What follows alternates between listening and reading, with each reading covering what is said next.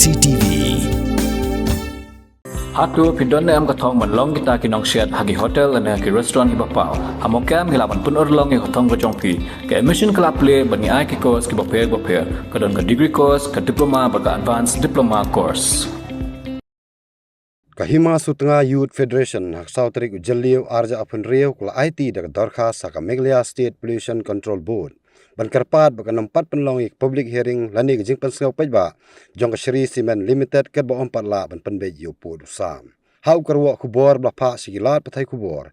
Kani ka sang la panpau bagi jaka ki baka Shri Cement Limited kala temu ban klong yu motion kideru ki bahap apa pod usam joka ilaka Sutanga. But ong baka Shri Cement Limited klale yakani klam ga jingtip but klam da yo yaka no objection certificate nak ilaka Sutanga. Kani ka sang la maham Meladak Meghalaya State Pollution Control Board kam sngap yak jingdawa kam manse ban panlong daga jingki ke beteng balada GIA kam Meghalaya State Pollution Control Board bat ka office jong Deputy Commissioner kin haban shim yak jingkit kli ni wan hang ni menta ban karpat ya kan ka Pollution Board bakan nam day ban initiate ya ganu ka public hearing jong kan ka Shri Cement Limited aga jingi day bat ka te ka mines bakila ban propose hang te hapo ilaka jongi kanong rim ka bangi persa yang ani ka public hearing kumapila juyo singi lembagi la patai kubor kadai ba sibenta na kato ka propose area baki propose ka to ka man jongki ka hap hapo ka ilka Sutanga jongi dekat baki patla ban penbej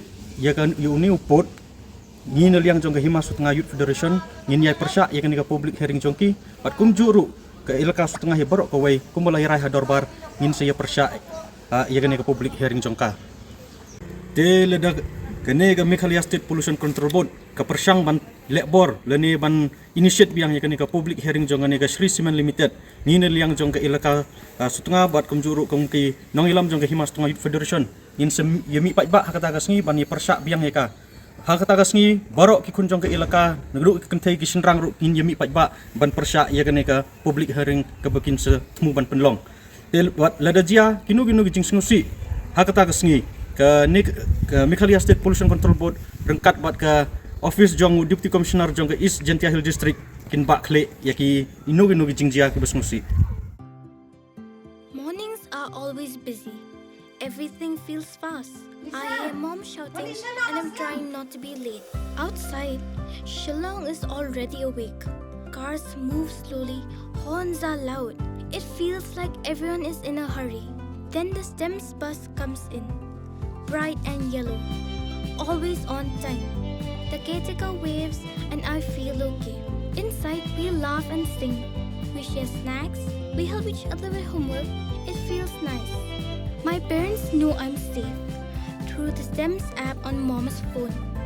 Because this bus isn't just a ride. It takes us to school with friends and a little bit of home. This is STEMS, our ride, our future.